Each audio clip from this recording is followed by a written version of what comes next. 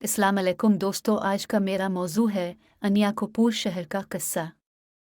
इना शहर था। अनियाकोपोरा नफ़ी का कलिमा है, न्याओ के मानी है इंसाफ, और पूर शहर को कहते हैं इसके मानी हुए बे इंसाफी का शहर। चुनांचे एक गुरु और एक चेला इस शहर में जा पहुँचे और चीज़ों का भाव पूछा। सबका भाव 16 सेर, गेहूँ भी 16 सेर, चने भी 16 सेर, घी भी 16 सेर, नमक भी 16 सेर, गोश्त भी 16 सेर, गरज सबका एक ही भाव। गुरु ने ये हाल देखकर चेले से कहा कि यहाँ से चुलू, ये शहर रहने के काबिल नहीं।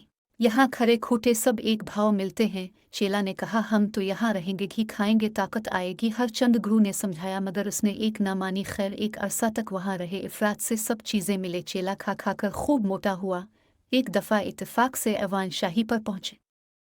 राजा के यहाँ एक मुकदमा पेश था। वो ये कि दो चोर किसी महाजन के यहाँ गए थे चोरी करने। नकब देकर एक बाहर पहने पर रहा, एक अंदर गया। इस पर वो दीवार गिर पड़ी, दब कर मर गया। इसके साथी ने दायर कर दिया कि इसने ऐसी किम्सवर दीवार बनाई थी कि वो गिर पड़ी। महाजन हाजिर किया गया। इसने उज़्र किया कि मेरा कसूर नहीं, मेमार ने ऐसी दीवार बनाई थी। मेमार हाजिर किया गया, इससे पूछा। उसने कहा, मजदूर ने गारा पतला कर दिया था, उसने ईंट को अच्छी तरह नहीं पकड़ा। मजदूर हाजिर किया गया, इससे पूछा गया। इसने कहा, सक्का ने पानी ज्यादा छोड़ दिया था, इसलिए गारा पतला हो गया। सक्का हाजिर किया गया, उसने कहा कि सरकारी हाथी मेरी तरफ दौड़ा आ रहा था, मुश्क का रस्सा ना मेरे हाथ से छूट गया, इसलिए पानी ज्यादा पड़ गया। फेलबान को हाजिर किया गया, उसने कहा कि एक औरत बचता हो, जेवर पहने आ रही थी, पाजेब की झनकार से हाथी चौंक गया। वो औरत हाजिर की गई। इसने कहा कि सुनार ने पाजेब में बाजा डाल दिया था। सुनार को हाजिर किया गया, इसको कुछ जवाब ना आया। आखिर कहीं तो सिलसिला ख़त्म होता। ये तजवीज़ हुआ कि इस सुनार को फांसी दी जाए।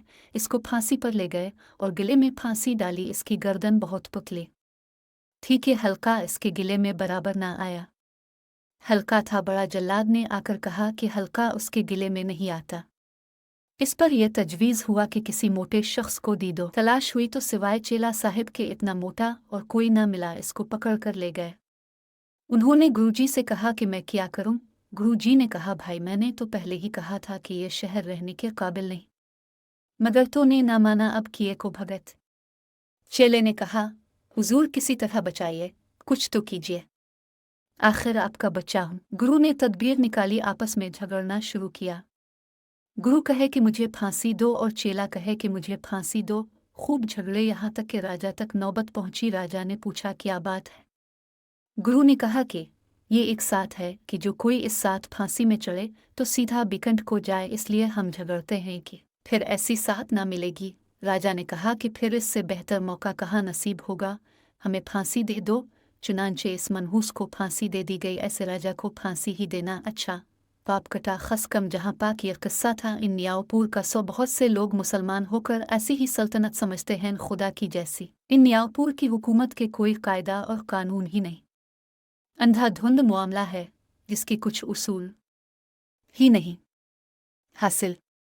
ऐसे जाहिल हुक्मरानों से बचने की अल्लाह से दुआ मांगनी चाहिए। बेशक जब हुक्मरान साले ना हों तो इसका असर पूरे इलाके पर पड़ता है। अल्लाह ताला हम सबको समझ अता फरमाए, आमीन या रब्बल आलमीन। तो दोस्तों, मिलते हैं अगली वीडियो में, तब तक अल्लाह हाफिज।